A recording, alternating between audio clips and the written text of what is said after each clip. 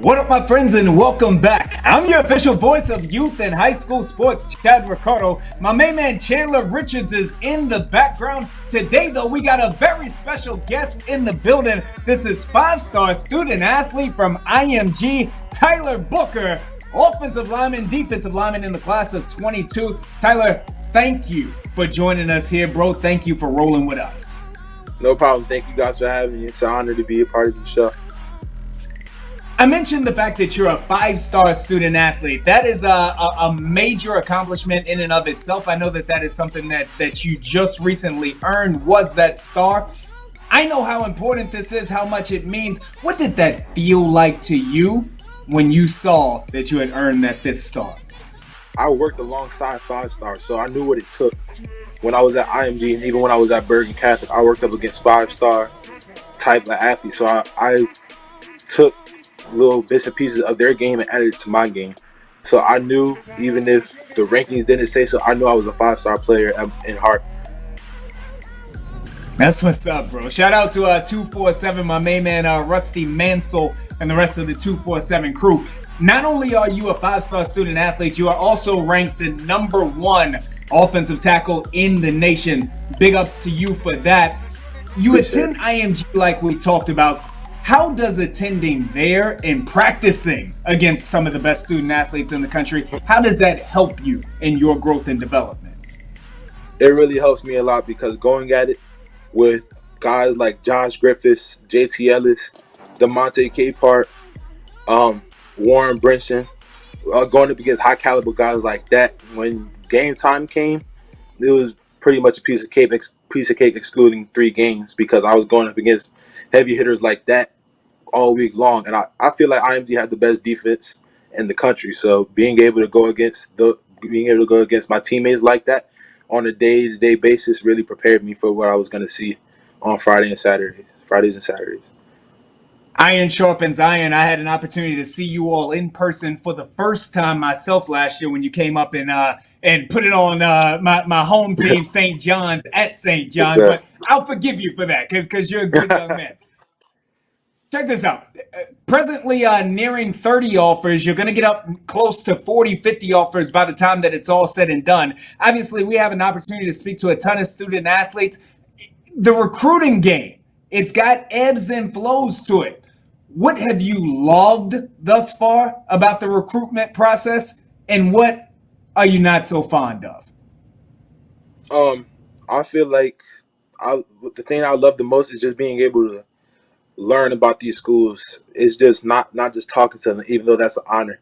I dreamt of going to most of these schools that are recruiting me so heavily, and just to be able to learn about the program, learn things that you wouldn't know just as a regular spectator, being able to get sort of the inside scoop on some of the universities, and just also just being able to know the coaching staff personally as well. And what about things that you may not love, if anything? I can only pick one school. I feel like that's a good. It's a bittersweet thing because I'm building so many strong relationships with these coaches, but I know I'm going to have to tell most of them I won't be attending their school. It's a great answer, bro. There are going to be a ton of schools that are disappointed when you get to the point in which you make that decision. So we're in a very interesting point in time in life. Of course, we're in the midst of the coronavirus pandemic. You being at IMG, I know that your situation may not be the same as many student athletes. A lot of guys are working out from home. They're working with with water coolers and lifting things around the house. What has the coronavirus pandemic been like for you thus far? Well, when I was at home, I had to become really creative. So I was one of those guys throwing around lawn chairs with my hips through pillows in my backyard. So being at IMG is really, really just a blessing in itself, but especially in a time like this, knowing that guys aren't able to go to gyms, aren't able to have the proper equipment to continue to work out and better their game. So this being back is a blessing in itself. That's what's up. I tell you what, next time you see him, say what up to Brian Griffin. Again, he's a Yes, sir. DMV guy. It's my good friend. Be sure to say what up to him for me. I'm gonna Most ask you definitely. a difficult question because, again, you are a young man who expresses himself very well. You've got an excellent head on your shoulders. So I'm gonna ask you this. There are states, regions all over the country that in the midst of the pandemic right now are shutting down and or at least pushing back their football programs until December, some until February, etc., until we get a hold on this. In your opinion, should we be playing football right now?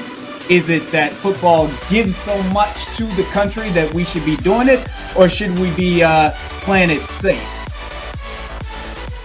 I feel like before we are athletes, we are students, and being students, we are people. So I feel like we should just do whatever is best for us as people. Obviously, football is a business. Let's be real. Football is a business. People want football. Football really runs the world. If you think about it, college football and the NFL are key contributors in running this country.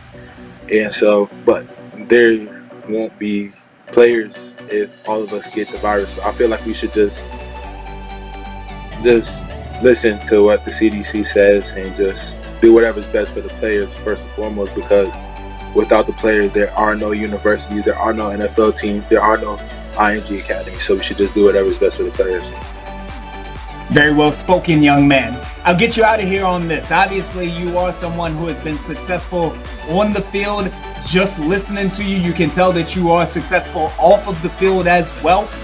Whom is it that if you had an opportunity to thank for all of your success, who would you like to say that you appreciate that has helped you get to this point?